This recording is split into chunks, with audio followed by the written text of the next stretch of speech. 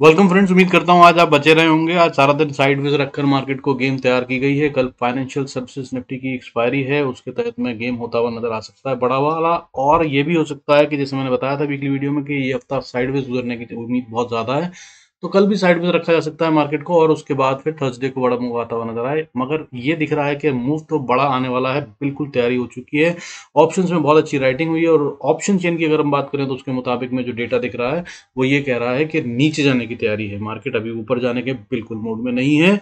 और अगर बाकी की बातें करें तो निफ्टी में जो है प्रीमियम जो है फ्यूचर्स में वो मतलब इन्फ्यूज किया गया है। ठीक है, अब इन्फ्यूज करने का मतलब होता है, प्रीमियम इन्फ्यूज करना मतलब कीमत को ज्यादा बढ़ा देना। जबकि अगर बात करें स्पॉट निफ्टी की, तो स्पॉट निफ्टी जो है वो नीचे गिरा है आज और फ्यूचर की प्राइसेस जो हैं उसके मुकाबले में कम गिरी हैं। और अगर बात करूं मैं इसके अलावा तो जो ओपन इंटरेस्ट है वो डिक्रीज हो रहा है। ठीक है, निफ्टी की बात कर रहा हूं मैं। ओपन इंटरेस्ट डिक्रीज होना with the increase in price मतलब ये होता है कि ये अब ट्रेंड कंटिन्यू नहीं होगा। इन सब के बारे में आगे चल के और समझने की कोशिश करते हैं, डेटा देखते हैं क्या हो रहा है और कल क्या कर सकते हैं। Before we start the video I request to go to the disclaimer. जरूरत हो तो वीडियो को पॉज कर पढ़ें। देखिए, आज जो है डोमेस्टिक इंस्टीट्यूशनल इन्वेस्टर जो है, घरेलू वालों ने आज माल खरीदा है 1793 करोड़ का, which is a very serious amount, बहुत ही शानदार अमाउंट है 1793 करोड़ का। लेकिन फॉरेन इंस्टीट्यूशनल इन्वेस्टर ने दोबारा दूसरे दिन लगातार फिर सेलिंग करी है 626 करोड़ की। कल करी थी, यानी कि फ्राइडे को करी थी 308 करोड़ के करीब की, और आज 626 करोड़ से ज्यादा की सेलिंग कर डाली है। तो ये कॉन्टिन्यूसली सेलिंग में आ गए हैं। और अगर इस तरह से देखा जाए तो मंथ की फिगर भी जो है फॉरेन इंस्टीट्यूशनल इन्वेस्टर की अब नेगेटिव में आ गई है। ये 385 करोड़ मंथली बेसिस पे जो कुछ खरीदा हुआ था वो सब बेच चुके हैं। 385.84 करोड़ का माल अब नेगेटिव में है, यानी कि बेच चुके हैं एक्स्ट्रा, जितना खरीदा था उससे ज्यादा। और अगर बात करें डोमेस्टिक इंस्टीट्यूशनल इन्वेस्टर की, तो ये बाय कर रहे हैं 4804 करोड़ का माल जून के महीने में ये खरीद चुके हैं, जिन्होंने मई के महीने में 3306 करोड़ का माल बेचा था। तो नेट नेट में अगर हम बात करें तो 1500 करोड़ के करीब की ये बाइंग कर चुके हैं, अगर 2 महीने का डेटा देखें तो। हालांकि ओवरऑल में मैंने वीकली वीडियो में समझा रखा है, DIIs are always in buying. पिछले 3 साल से 2.5 साल से लगातार ही बाय कर रहे हैं। समझना हो तो जरूर देख लीजिएगा वीकली वीडियो, कोई सा भी वीकली वीडियो देखिए, उसमें समझा रखा है गेम क्या होता है। बाकी आगे चलते हैं, दूसरे डेटा को देखते हैं। तो देखिए, आज वॉलेटिलिटी इंडेक्स जो है वो इस समय पे 11.25 पे बंद हुआ है। आज इसमें थोड़ी सी बढ़त थी 1.17% की, 1.17% बढ़कर बंद हुआ है। और अगर इस तरह से देखें तो इंडेक्स, वॉलेटिलिटी इंडेक्स का बढ़ना मतलब ये इंडिकेट करता है कि मूवमेंट अब बड़ा होने वाला है। हालांकि इतना ज़्यादा नहीं बढ़ा है, अभी भी ये बहुत कूल्ड ऑफ है। 11.25 एक बहुत ही डिसेंट लेवल होता है, इससे भी मतलब नहीं है। मगर अगर कल ये बढ़ने का ट्रेंड कंटिन्यू रखता है और ये बढ़ जाता है 5-7%, तब एक बड़ा मूव आता हुआ नजर आ सकता है। और कल फाइनेंशियल सर्विसेज निफ्टी की एक्सपायरी है, तो उसके तहत में ये होता हुआ नजर आ सकता है। हालांकि ओवरऑल में टोटल में बाइंग होती नजर आ रही है। आज अगर सेंसेक्स के गिरने और बढ़ने वाले शेयरों की बात करें तो आज गिरने वाले शेयरों की गिनती जो है वो गिर कर 859 रह गई सिर्फ, जो कि फ्राइडे को 1154 थी, 1154 थी। अब अगर बढ़ने वाले शेयरों की बात करें तो फ्राइडे को 913 शेयर बढ़ रहे थे, जो कि आज बढ़कर 1225 शेयर हो गए। और अगर नेट नेट में बात करें तो बढ़ने वाले शेयरों की गिनती गिरने वाले शेयरों से कहीं ज्यादा है, 1225 शेयर बढ़ रहे हैं और 859 शेयर गिर रहे हैं, जिसका मतलब बाइंग हो रही है, इसमें कोई शक नहीं। लेकिन बाइंग ये डीआईएस कर रहे हैं और डीआईएस पहले ही प्रॉफिट में बैठे हैं और उनके हिसाब से ये लेवल बहुत ऊपर है। तो मार्केट अब और ऊपर जाती हुई तो मुझे नहीं नजर आ रही है। हालांकि जा सकती है अगर एफआईएस बाइंग में आ जाए। क्या वो आएंगे? अभी ऐसा कोई संकेत नहीं दिख रहा। ऑप्शन चेन का डेटा ये कह रहा है कि और गिरते हुए नजर आ सकते हैं। अब इसके अलावा बात करें तो आज सेक्टर्स की बात करें तो आज बैंक निफ्टी जो है वो लगभग 0.1% गिरता हुआ नजर आया और फाइनेंशियल सर्विसेज भी गिरते हुए नजर आए। अक्सर जब ये ऐसा होता है तो अगले दिन का गेम तैयार हो रहा होता है। अगर ये अच्छे से गिर जाता तो मैं कह सकता था कि कल एक बढ़त आती हुई नजर आ सकती है, लेकिन ये बहुत थोड़ा सा गिरा है, यानी कि गेम आज हुआ ही नहीं है, ये आज गेम की तैयारी थी। और अगर इसके अलावा बात करूं तो फार्मा सेक्टर भी रेड में बंद हुआ है, हालांकि बहुत ज्यादा नहीं गिरा। मगर चमत्कारी बात जो है जिसकी वजह से ये दिख रहा है कि अब बड़ा मूव तैयार है, वो ये कि प्राइवेट बैंक्स जो हैं आज रेड में बंद हुए हैं और पीएसयू बैंक्स जो हैं आज वो ग्रीन में बंद हुए हैं। पीएसयू बैंक में अच्छी खासी 0.48% की बढ़त आई। हालांकि प्राइवेट बैंक्स बहुत ज़्यादा नहीं गिरे हैं, 0.03% की डिप है जो कि बहुत ज़्यादा नहीं होती। इसके अलावा अगर आप बात करें, आज मार्केट रेड में बंद होती अगर आईटी सेक्टर नहीं चलता। आईटी सेक्टर ने आज धमाल किया और 1.51% बढ़ के ऊपर खड़ा हुआ है, जिसकी वजह से आज मार्केट को बहुत स्ट्रेंथ मिली निफ्टी को। और इसके अलावा अगर बात करूं तो रियलिटी सेक्टर में भी ठीक ठाक बढ़त आई 1.41%, बट इसका कॉन्ट्रीब्यूशन इन निफ्टी बहुत ज़्यादा नहीं है, लेकिन इसने फिर भी अच्छी बढ़त दिखाई है, इसलिए ये भी सिग्निफिकेंट मूव करता हुआ नजर आया। इसके अलावा स्मॉल कैप्स में बढ़त है और मिड कैप में बढ़त है। मीडिया अच्छा सेक्टर चलता हुआ नजर आया। मेटल सेक्टर 0.61% की बढ़त के साथ ऊपर बंद हुआ। Energy sector, auto sector, infra, FMCG ये सब बढ़ते हुए नजर आए। और इस तरह से ज्यादा सेक्टरों में बढ़त है, तो ये संकेत ये है कि अभी भी इन्वेस्टर अगर आप हैं तो होल्ड करिए, चिंता का विषय नहीं है। हाउएवर एक करेक्शन तो ओवरड्यू है और वो आएगी और अभी आ रही है, लेकिन जितनी आई है ये बहुत ज्यादा नहीं है। अगर अभी वापस ऊपर जाते हैं तो फिर से एक करेक्शन आ सकती है और बाइंग फोमो में मत कीजिएगा, टाइम मिलेगा बाय का, अभी और मौके आएंगे जब हम बाय कर सकते हैं। बाकी की बात करें तो देखिए, आज निफ्टी जो है वो 18,601 पर बंद हुआ, 38 पॉइंट बढ़कर बंद हुआ, 0.21% का गेन है। वहीं बैंक निफ्टी जो है 43,944 पे बंद हुआ है और 44 पॉइंट का डिप है, बहुत ज्यादा डिप नहीं है। लेकिन कल हम ये कह रहे थे कि ये 989 पे बंद हुआ था, तो क्या इसको हम मान लें कि 44,000 को इसने तोड़ दिया है? तो कल हम नहीं मान रहे थे क्योंकि सिर्फ 11 पॉइंट का डिफरेंस था, लेकिन आज ये डिफरेंस बढ़कर 56 पॉइंट हो गया है। और अब भी क्या मान लेना चाहिए, आज भी स्थिति वैसी ही बनी हुई है। इसका मतलब 2 दिन से गेम तैयार हो रहा है, असल में गेम हो नहीं रहा है। अब या तो बड़ा मूव ऊपर की तरफ या नीचे की तरफ, वो लेवल्स बताऊंगा, उन पे ध्यान रखेंगे तो आप उसके हिसाब से एंट्री लीजिएगा और ट्रेड कीजिएगा, जरूर प्रॉफिट मिलेगा। इसके अलावा बात करते हैं ग्लोबल संकेतों की। देखिए, गोल्ड जो है इस समय 0.03% बढ़कर 59,835 पे ट्रेड कर रहा है, अगस्त का फ्यूचर बता रहा हूँ। और ये आज बहुत बड़ी बढ़त नहीं है, ना के बराबर ही है, फ्लैटिश ही मान सकते हैं इसको। इसमें भी मैं फिर कह रहा हूँ, इंतजार कीजिए, कोई ट्रेड नहीं बनता है। लेवल्स वीकली वीडियो में बताए हुए हैं, फिर एक बार बता देता हूँ।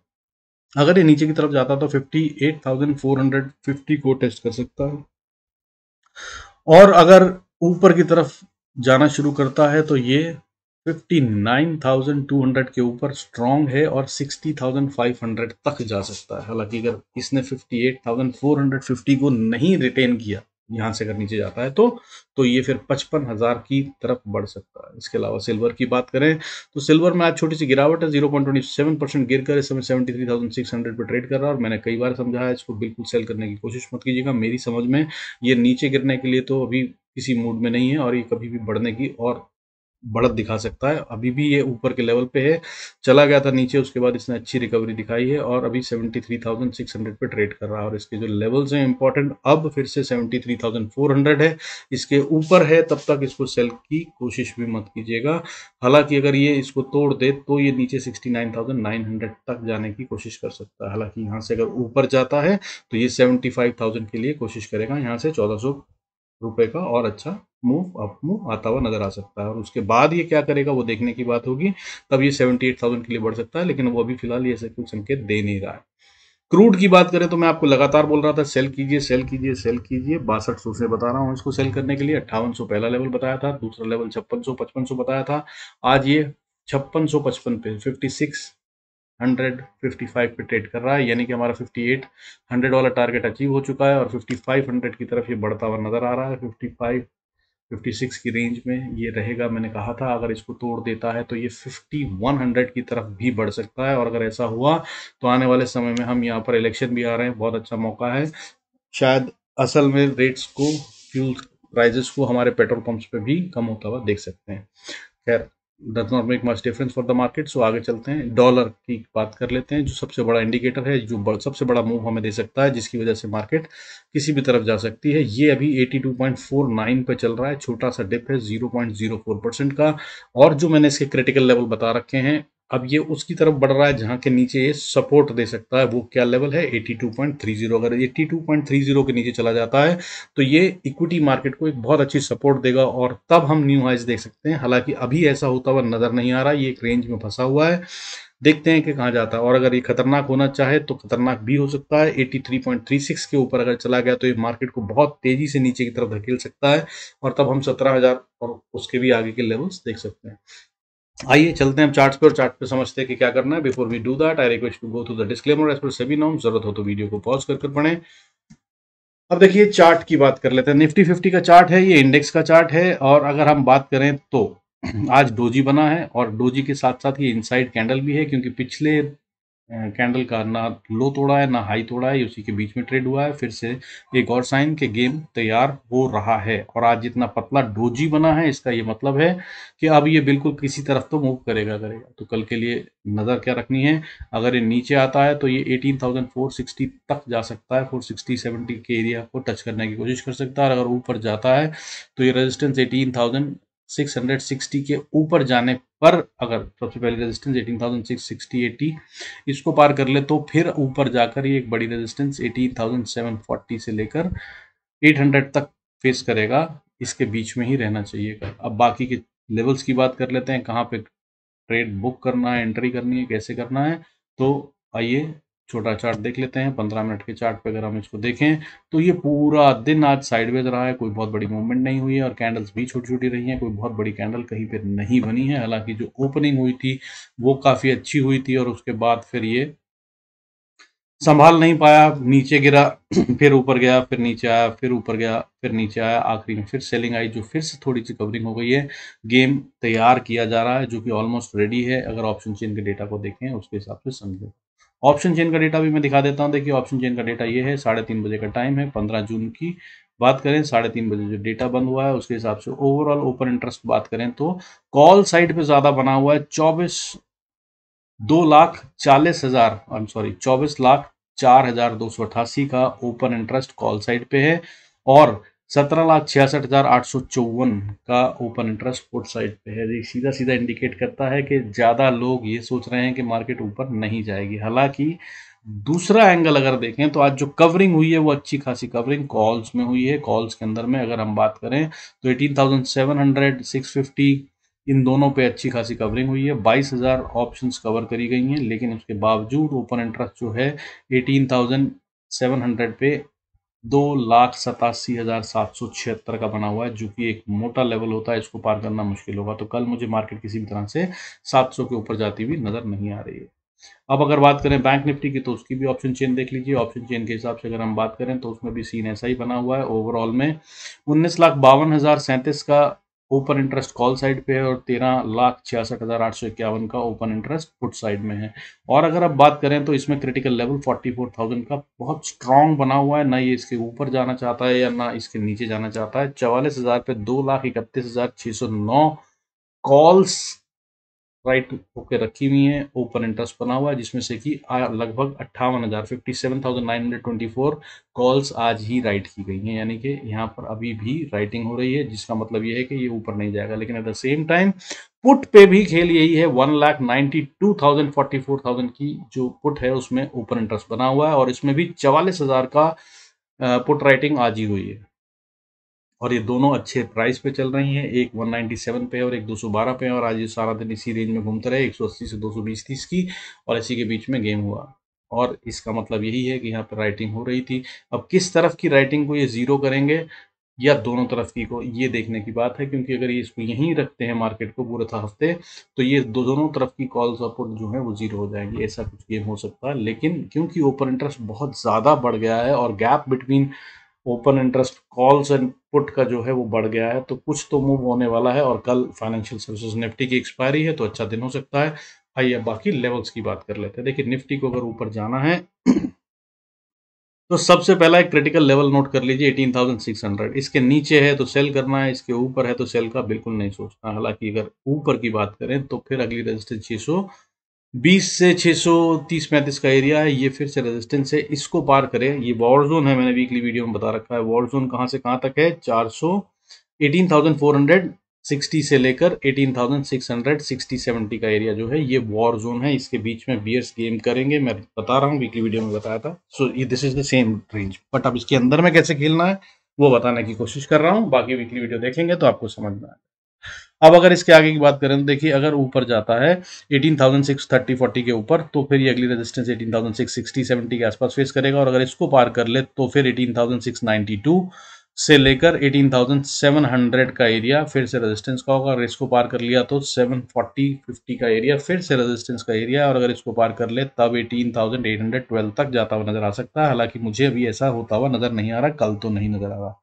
कल अगर ये मैक्सिमम ऊपर जाता है तो मुझे लग रहा है 700 पे आके अटक जाएगा। 18,600 92 से 700 के बीच में फंस जाएगा। अब नीचे की बात कर लेते हैं। अगर नीचे की तरफ आता है तो सबसे पहले तो सपोर्ट मिलती है जो वो 18,580 पे मिलती है, और अगर इसको तोड़ दिया तो फिर 18,560 पे, और अगर इसको तोड़ दिया तो फिर 18,536 तक जाता हुआ नजर आ सकता है। हालांकि 550 के पास पहुंच जाए तो अपने स्टॉप लॉस ट्रेल करना तेजी से शुरू कर दीजिएगा, क्योंकि वहां से बाउंस होने की बहुत ज्यादा प्रोबेबिलिटी बढ़ जाएगी, और ये 530 तक आते आते जरूर कहीं ना कहीं बाउंस करने की कोशिश कर सकता है अगर इसमें दम बाकी है और ये ऊपर जाना चाहता है। और अगर इसको तोड़ दे तो फिर अगली सपोर्ट जो है वो 18,500, उसके बाद फिर 18,480। 500 से 480 का एरिया जो है ये बहुत क्रूशल क्रिटिकल इंपॉर्टेंट एरिया है। इसको ये ब्रीच करता हुआ नजर अभी फिलहाल तो नहीं आ रहा है, लेकिन अगर इसको कर दिया तो फिर बुल्स जो हैं वो हारते हुए नजर आएंगे, और उसके बाद फिर फाइनल सपोर्ट जो है वॉर जोन से बाहर निकलते हुए 18,460 इसके पार निकला तो फिर ये गिरने की तैयारी में है। हालांकि 450 के नीचे ही सेल कीजिएगा, और अगर इसके नीचे गया तो फिर 426 तक ये कल ही आ सकता है, नजर रखिएगा और इसको उस तरह से खेलने की कोशिश करिएगा। बाकी बैंक निफ्टी की बात कर लेते हैं। देखिए बैंक निफ्टी में भी अगर हम डेली चार्ट देखें तो डेली चार्ट और इसमें और उसमें जो फर्क है निफ्टी और बैंक निफ्टी में, यहाँ पर निफ्टी के अंदर में जो है वो अभी भी 20 SMA से 20 VWM मैं यूज करता हूँ, वॉल्यूम वेटेड मूविंग एवरेज, उससे ये काफी ऊपर है, और यहां से ऊपर जब तक हो तब तक खतरे की बात नहीं होती। हालांकि बैंक निफ्टी की बात करें तो वो इसके नीचे आ चुका है। कल इसने ऑलमोस्ट डॉट पे ही क्लोजिंग दी थी, आज इसने उसके नीचे क्लोजिंग दे दी है 20 VWM में। और अगर आप पैटर्न देखें तो ये देखिए 20 के पास आता है ऊपर चला जाता है, 20 के पास आता है फिर ऊपर चला जाता है, 20 को छूता है फिर ऊपर चला जाता है। अब मगर पहली बार ऐसा हो रहा है कि लगातार 3 कैंडल बना चुका है ये, इसको टच करते हुए रोज रोज रोज, और थोड़ा थोड़ा नीचे की ही तरफ जा रहा है।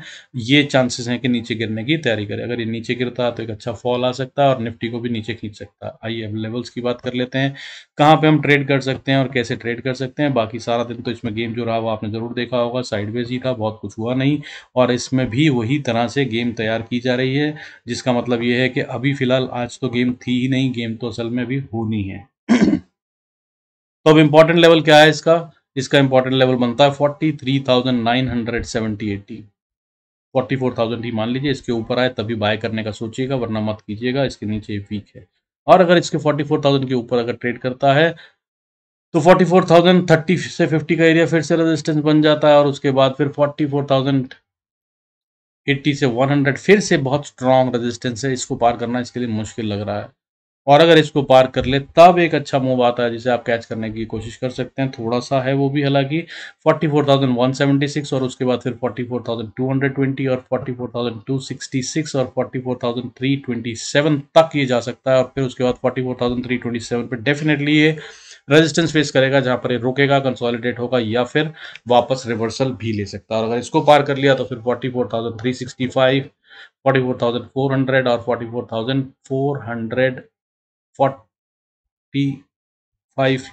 44,480 से लेकर 560 का एरिया वॉर जोन है इसमें, और यहां पर आकर तो ये रुकेगा ही रुकेगा, इसको कल पार करता हुआ नजर नहीं आ रहा है। और अगर गैप अप हो जाता है तो सावधान रहिएगा, इस एरिया को टच करने के बाद ये रिवर्सल ले सकता है। कल फाइनेंशियल सर्विसेज निफ्टी की एक्सपायरी है, यहां से वापस घुमाकर पहले गैप अप कर ऊपर कॉल्स को बढ़ाया जाए, जब पुट्स को जीरो किया जाए, और उसके बाद यहाँ से गिराकर फिर पुट्स को जीरो किया जाए, ऐसा हो सकता है। और अगर इसके बाद नीचे की बात करें तो नीचे में सपोर्ट सबसे पहली जो है 43,900, इसको तोड़ दिया तो फिर 43,900 से 870 का एरिया मान लीजिए, इसको अगर तोड़ेगा तब ये फिर नीचे अगली सपोर्ट जो है वो 43,800 के पास पाएगा। 43,800 से 780 का एरिया, इसको अगर तोड़ दिया तब एक अच्छा फॉल आता हुआ नजर आएगा, फिर ये नीचे 43,540 50 तक जाता हुआ नजर आ सकता है सीधा, और ये फिर वो इंपॉर्टेंट एरिया है, यहाँ पर अपने प्रॉफिट्स बुक कर लीजिएगा अगर पुट साइड में बैठे हो, क्योंकि यहाँ पर आकर ये रुकेगा, कंसोलिडेट करेगा, टाइम बिताएगा और फिर नीचे जाएगा, और उतनी देर में ऑप्शंस के प्रीमियम उड़ेंगे।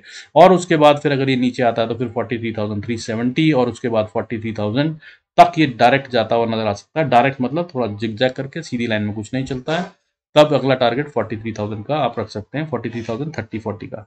और उसको पार कर गया तो फिर 42,816, 42,695 और उसके बाद फिर 42,500 570 और उसके बाद अगर बात करें तो 42,484 तक ये जा सकता है। ये सारे लेवल कल दिख सकते हैं। बैंक निफ्टी में अगर फॉल आता है तो वो बहुत तेज होता है। जिस तरह का डेटा बना हुआ है इतना बड़ा मूव आ सकता है। Hope this video will help you do better. अब जो शेयर की बात करता हूं मैं, अगर आप शेयर देखना चाहें तो बजाज फाइनेंस एक अच्छा शेयर है, इस पे नज़र रखिएगा। इसमें जो गेम हो रहा है ना वो कुछ इस तरह का गेम हो रहा है कि ये बता रहा है कि कोई खेल तो बन रहा है इसमें, और वो खेल क्या है वो अभी समझ में नहीं आ रहा है। हालांकि कंसोलिडेशन ही चालू है, तो अभी ये क्या करेगा ये देखने की बात है। लेकिन नज़र क्या रखनी है आपको कि अगर ये कल ऊपर की तरफ जाता है, यानी कि अगर नीचे मैं बताऊं सपोर्ट की बात, तो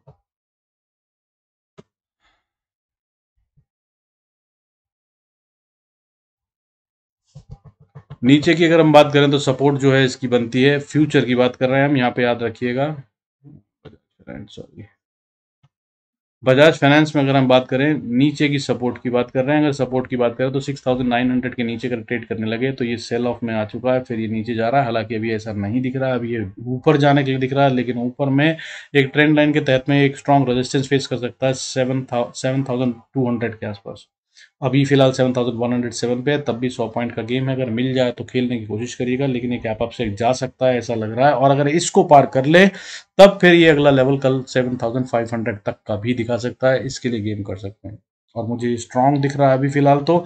लेकिन इसमें भी मैं ये नहीं कह रहा हूँ कि बाय कर लीजिएगा, सोच कर करिएगा, क्योंकि ये ऐसी जगह पर है जहाँ पर रेजिस्टेंस बहुत स्ट्रांग है और यहाँ से गिरने के चांसेस बहुत अच्छे हैं। अगर ये यहाँ से गिरता है तो नीचे की तरफ में 6,920-30 तक आ सकता है सीधा ही, और उसके बाद 6,890, और अगर वहाँ से भी नीचे चला तो 6,618 आने वाले 1-2 दिन के अंदर में आ सकता है।